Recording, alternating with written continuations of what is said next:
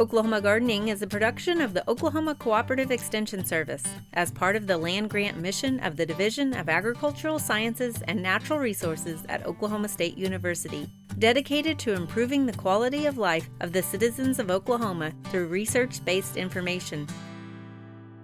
Underwriting assistance for our program is provided by the Oklahoma Department of Agriculture, Food, and Forestry, helping to keep Oklahoma green and growing. Welcome to Oklahoma Gardening. Today we are talking about ornamental plants, both for the outside and inside. Dr. Martin talks monarchs. And then we are excited to take you along as Dr. Carl Whitcomb invites us to his farm, where he shares with us how he's developed so many great crapemyrtles over the years.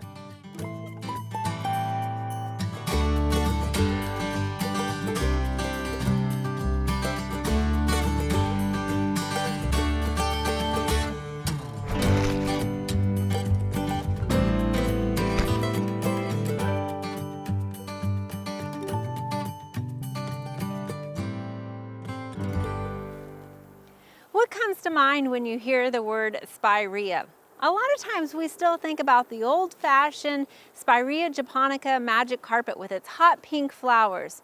Or perhaps we think about the bridal wreath Spirea with its large arching branches covered with white flowers in the springtime. After all, Spirea did get its genus name from the Greek word meaning wreath. So we know that this genus provides us with a lot of flowers. However, some of those cultivars are a little bit older, and we do have some new ones on the market to showcase that add a lot of versatility into the garden. Like this one behind me here. This is Spirea ogon, which is noted for its fine textured foliage and also the chartreuse foliage that you get out of this. Now, of course, depending on the sun exposure, in more sun it's going to have more of this limey yellow color, whereas in the shade it's going to maintain more of a green color. You can see here, again, like the bridal wreath, has large arching branches that will be covered with white flowers in the spring, so you want to make sure to give it plenty of room as it can get 3 to 5 feet tall. Now, another completely different Spirea that we have to show you is called the white frost birch leaf Spirea, named Spirea betulifolia. Of course, betulifolia is indication of the birch-like leaves that it offers. You can see they're much more of a rounded spoon-like leaf versus the narrow leaf of the ogon.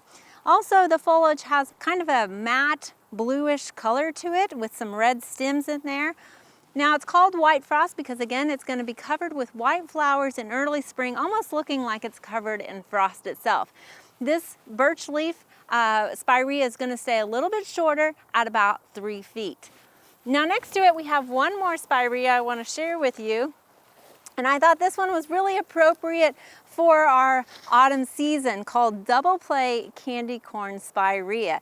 And you can see how it got its name by that two-tone color, kind of like candy corn, has a two-tone color to it. And you can see the new growth, especially in the springtime, will come out just a real cherry red, and then slowly as it matures, that foliage turns to more of a pineapple yellow color underneath it. Now, later on in the fall, the red sort of mutes a little bit to more of an orange color, but still has a nice contrast with that chartreuse color underneath it. And all that color is not even to mention the purple flowers that it'll have in the springtime as well. Again, this double play candy corn is going to stay a little bit shorter at about 2 feet. So as you can see, all of these Spirea add a lot of versatility into the garden, and they are a little bit different than some of those old-fashioned bridal wreath and magic carpet Spireas, but they're all great plants to add to your garden. Now, these Spireas that we've all mentioned are deciduous, which means they will lose their leaves in the wintertime, but come back with a great display of flowers.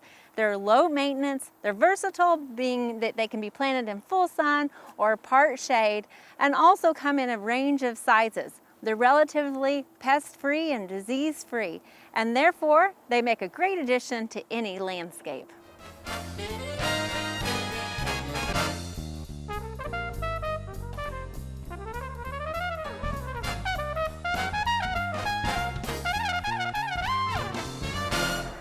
As we head into fall, often we're thinking about our houseplants and whether to bring those in or what to do with them and how to care for them. Well, today we're here at Calvert's Plant Interiors talking with Julie Jackson. Thank you, Julie.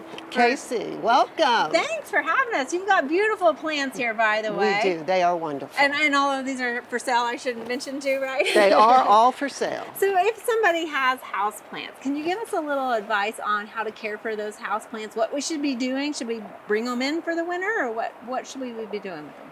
If you've brought your houseplants out for the summer, you want to put them, ideally you want to keep your inside plants inside, but if you choose to bring them outside, you want to give them the similar light outside as they would inside. Otherwise, when the summer season is over, your plants may go into shock once they're brought in the house. It's stressful on it that is, plant. It is. Anytime They like you to uproot them and move them. Exactly. They want to stay where they are. Okay. And so we're going to try to replicate the same light that they were receiving. And that happens in reverse. So in the springtime, when you're trying to transition it outside, you want to not just throw them out there. Exactly. Right? Plants can get sunburned. They sure can. And most tropical plants do not want full sun. Mm-hmm. So if they're kept on a covered porch or that they get east light, okay, that's perfect. Okay. If you decide to put your plants outside and it's time to bring them in, you want to inspect them very well for pests, mm-hmm, clean out your grow pot of any other type of debris. And if you can, you may want to hit them with a hose to knock off anything else that you cannot see. Is there something that we can do as far as concern about insects that might be in the soil and how to bring those inside and not bring the pests? Most likely, you would not have our pests, in the bees or anything like that, in the soil. Okay. But that's when you do want to sort of move your soil aside, do an inspection of the soil, okay, and take it from there. Okay. So Julie, tell me a little bit about the debris that might occur on plants as they lose leaves and stuff like that. How do we clean up our plants? And a very effective way to clean your plants is using baby wipes. That is what we use at Calvert's to clean our plants. They're a perfect way to gently clean the plant without putting any harmful chemicals on it. Because they get dusty, right? They get dusty, and also if you don't clean your plant, then you're apt to get pests. Okay. So if your plants are clean, you should be pest-free. And it's also, you're sort of caressing the plant, and I feel like they like that. They do. Yeah, strangely, but yes. So it's important to keep your plants clean. And if you're keeping them clean, then you can also inspect for pests. Okay, excellent. Well, are there any plants for that person who says, I just can't grow any plant? Are there any really good plants for that person? Pothos ivy, which are the ivies that you see most everywhere, mm-hmm, are pretty forgiving as far as underwatering or overwatering. Sansevieras or mother-in-law's tongue, they're the plants with the tall spear. Mm-hmm. They're pretty forgiving as far as, oh, I forgot to water it. I forgot to water it again. And they need really low light, correct? They can tolerate low light. All right. Yes. And offer quite a variety of variegations to them They as well? do, in different styles. There's a number of them. Sansevierias are a wonderful houseplant. Okay, so we've talked a little bit about light and some of the plants. What about watering and also fertilizing? Fertilizing, as far as Calvert's is concerned, if you purchase a plant from us, we recommend that you don't fertilize and that you don't repot. Okay. The plants want to stay in a snug environment. The key is not when to water, it's knowing how much to water when you do water. Okay. Obviously, smaller plants, 6-inch plants, you could put your fingers in the soil and determine if it's wet or dry. Mm-hmm. When you purchase a plant, you're going to want to know in advance how to take care of it rather than just taking it home and watering. So if you get a house plant, we could explain how to take care of it, or you can always look it up on the internet and get good. Something that we do use at Calvert's for our larger plants is a plant probe. Simple tool. It's got several notches. All we do is put it in the plant, give it a turn, and we see how much soil stays on the plant or on the probe, and based on the plant's needs, we would decide whether or not to water this. So I would not water this plant because we have moisture all the way down there. Okay. And so you can kind of, it pulls up a little bit of that sample so you It can does. see that there is moisture in there, it's sticking together. Right. Or I do the dirty hand test. And it comes out on your And so hand. this plant does not need water, it has moisture. And that's one of the important ways to know is just by getting your hands in there and getting messy a little bit. The best way. Yeah. So one thing I think a lot of times, is it true that people tend to overwater their houseplants more than anything? So I would you should say err on the side yes. of not watering? I would say most people overwater rather than underwater. Okay. Plant has a hard time recovering from being overwatered. If it's underwatered, it has a better chance of survival. Right. So you always want to check your plant. If it's excessively wet, maybe you have water in the saucer that's not being taken up, or you just might be watering it too often. And again, is that something also that they should water until they see water come out into the saucer, but then dump that, right? Correct. You don't want it setting in You that don't water. want your plant setting in water for the most part. Mm-hmm. Once you've watered a plant, if there's water in the saucer, you may give it 10 or 15 minutes. To reabsorb it. Yes, and then pour that water out. Okay. Also, a key to watering is watering slowly so that the plant has a chance to hydrate all the way down. Okay. All right. Watering fast will just take it straight to the roots and into the saucer. All right, so make sure to monitor your plants like any plants. House plants are obviously important to monitor as well. Tell us a little bit though, I mean, there's been a surge in house plants. What are some of the benefits of why people are starting to recognize house plants and bring them into their homes? I think people are realizing that they're not that hard to take care of. Mm-hmm. They certainly liven up your space, your home or your office or your desk, and they help clean the air. So it's just a win-win situation with plants. Excellent. Okay, well, Julie, I think you've given us a lot of great tips for our house plants, I and hope we so. will have great luck with them now. Thank Wonderful. you so much. Thank you, Casey.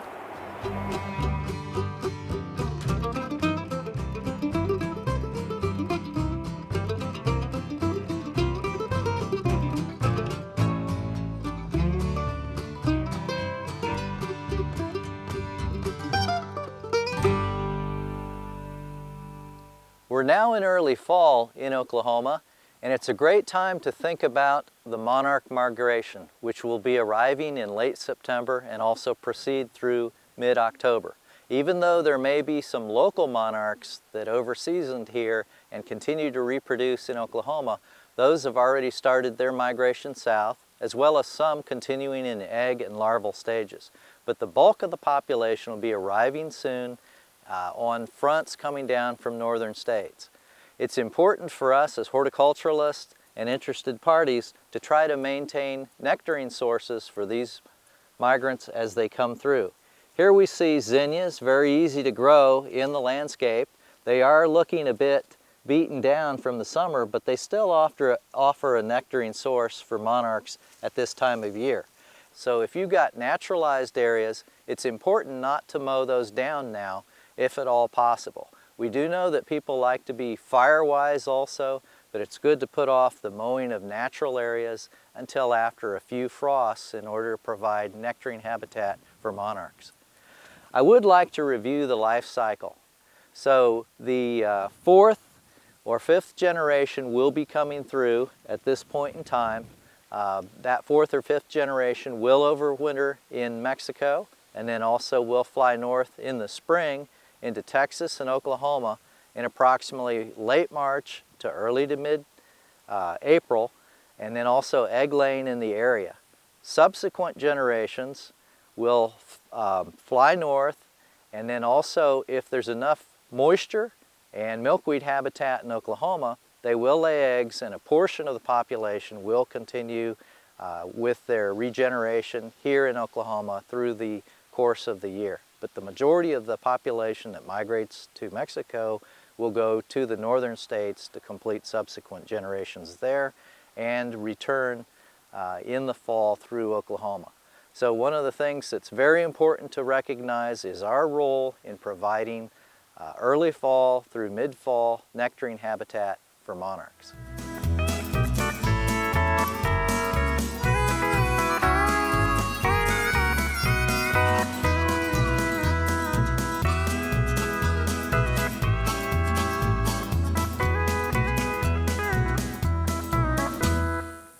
today we're talking crepe myrtles, and there's no one better to talk about crepe myrtles than with the legendary local Dr. Carl Whitcomb. And we're so excited. Thank you, Dr. Whitcomb, for inviting us out here to your research trials, if you will, right? You're right. This is part of 65 acres that I call my fun location.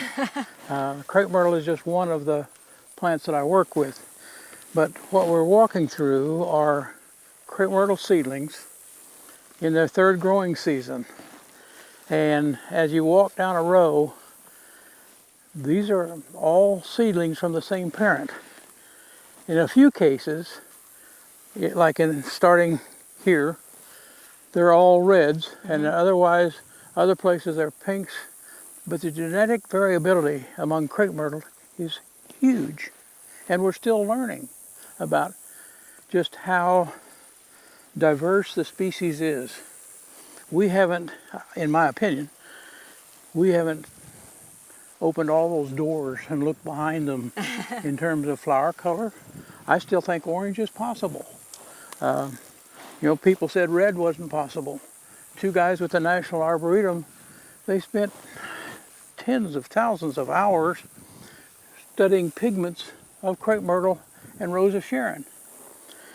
They published a lengthy paper on what they did and how they did it, and their conclusion was, I think I can quote it exactly, they said it's highly unlikely that there will ever be a crepe myrtle with true red flowers. Bogus, because dynamite is as red as a Coke can, so is red rocket, so is double dynamite. And the fact that the guys at the National Arboretum said it's highly unlikely you'll ever get a red one.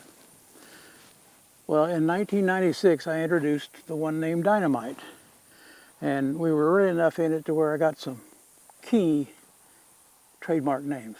Dynamite. And we've had to defend it in court. People want to name it Dynamite. No, no, no, no. We own Dynamite. But, so I introduced that in 96. I think it was 2000. Either 99 or 2000. The phone rang one day, and it was a person with the Chinese consulate in San Francisco. They wanted to come, and they'd already seen the plant, obviously, but see, they wanted red-flowered crepe myrtle for the 2008 Olympics. How are they going to get them? 4 people came to Stillwater, Oklahoma, sat across from my desk, and 2 of them had a pretty good knowledge of plant science. But we ended up negotiating a deal. I gave them enough dynamite crepe myrtle to get them started. And if you watch the 2008 Olympics, there were some big blocks of red crepe myrtle over there. Okay. What I wanted in exchange, I wanted a kilo of crepe myrtle seeds from the northernmost native population. The crepe myrtle is native to China, from up near the North Korean border, extending along the eastern foothills of the Himalayas until it gets high in Burma, too high for them. I wanted seeds from up there in hopes of being able to get more cold tolerance. Right. And could move if I could grow plants like this and not have any injury to the tops in zone 6 or 5 or something, it'd be a real asset. Well, I did finally get a kilo of crepe myrtle seeds, but none of them were as good as what I already had. But 2.2, a kilo is 2.2 pounds. That's a pile of crepe myrtle seeds. I only planted about half a dozen rows out, and no. But to me, the irony, the plant's native outside their back door, but they didn't have any red ones. In the native populations, there's pinks and lavenders and a few whites. So, yeah, I've thoroughly enjoyed telling that story many times. But well, and unfortunately, yours, a lot of them suffered from the winter freeze as well. So a lot of these were shrubs, correct? Big shrubs. Yeah, they were some bigger than this, not a lot, but the threshold point with the genetic material that I'm working with and have for all these years is about 0 to -2. If it drops below that, the top is killed. The crown and the root system is not, and so they come back with gusto because of that support. But to lose the top is undesirable. But you come to something like this, you say, well, is this good enough? No. It's nice, but it's not good enough. See, if you're in a plant breeding program, unless you come up with something that is better than anything out there on the market, you're wasting your time. So, I mean, looking at them here, you've got so much variability. So We do. these are Lagerstroemia indica, is that correct? Right. And tell us a little bit about, obviously you're very selective. I would take any one of these, but you probably are going to send half of these to your burn pile, is that correct? Oh, 98% of them will go in the burn pile. Okay. Right. So tell us a little bit about your selection process, the time period that you spend on those seedlings and that sort of All thing. right. I began in the spring of '86. I collected seeds from one old plant downtown Stillwater. Every seedling I have grown since then, through 24 generations, are all descendants from that parent. But what I do is I plant out a population, such as this block.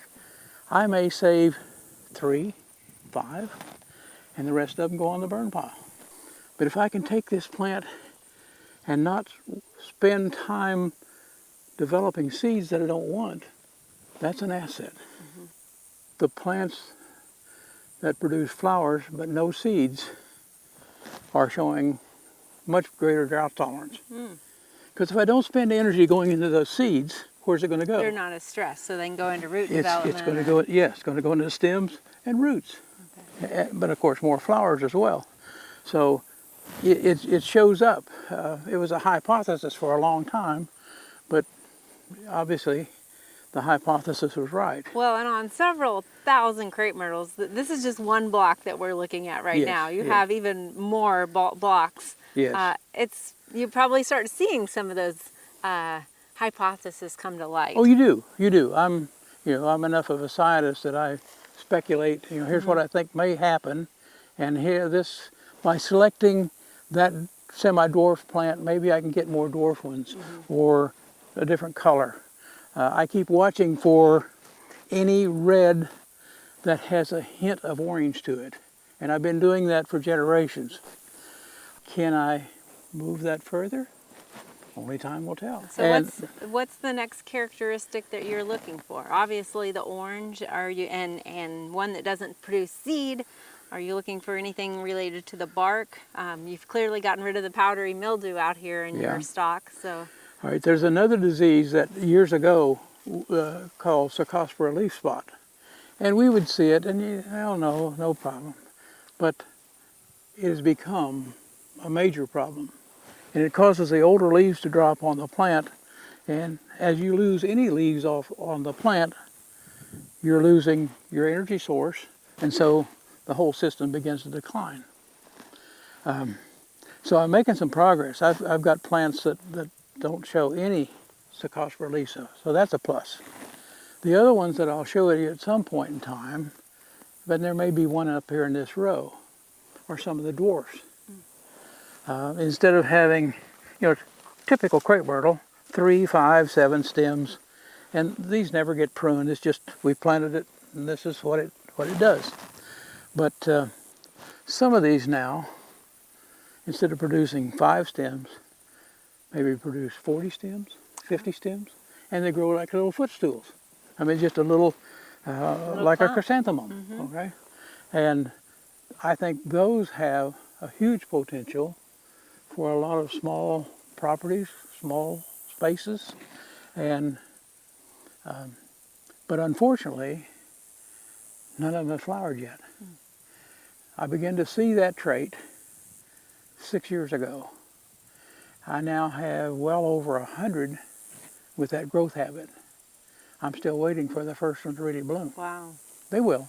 So clearly patience goes into this, and your vetting process is intense for all of these. And I have to say, You've got better self-control to go ahead and eliminate than I would out here. But Dr. Whitcomb, thank you so much for sharing this with us and telling us about your process out here. You're welcome. And just remember, few things flower better than a crepe myrtle. Put on more show. It's beautiful.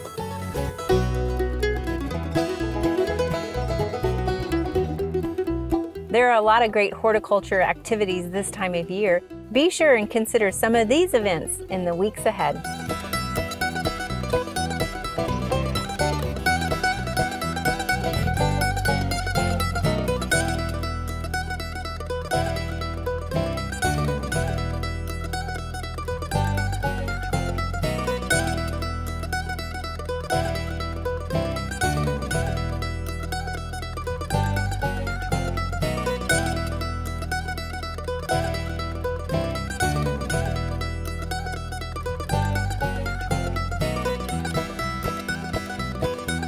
Next week, we take a look at a unique fall fruit and a soil amendment that may make your skin crawl.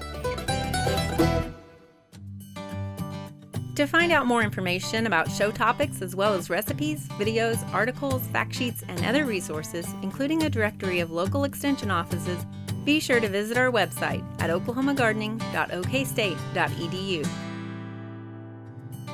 And we always have great information, answers to questions, photos, and gardening discussion on your favorite social media as well. Join in on Facebook, Twitter, and Instagram. You can find this entire show and other recent shows as well as individual segments on our Oklahoma Gardening YouTube channel. Tune in to our OK Gardening Classics YouTube channel to watch segments from previous hosts. Oklahoma Gardening is produced by the Oklahoma Cooperative Extension Service as part of the Division of Agricultural Sciences and Natural Resources at Oklahoma State University. The Botanic Garden at OSU is home to our studio gardens, and we encourage you to come visit this beautiful Stillwater gem. We would like to thank our generous underwriter, the Oklahoma Department of Agriculture, Food, and Forestry. Additional support is also provided by Pond Pro Shops, Greenleaf Nursery and the Garden Debut Plants, the Oklahoma Horticultural Society, and Tulsa Garden Club.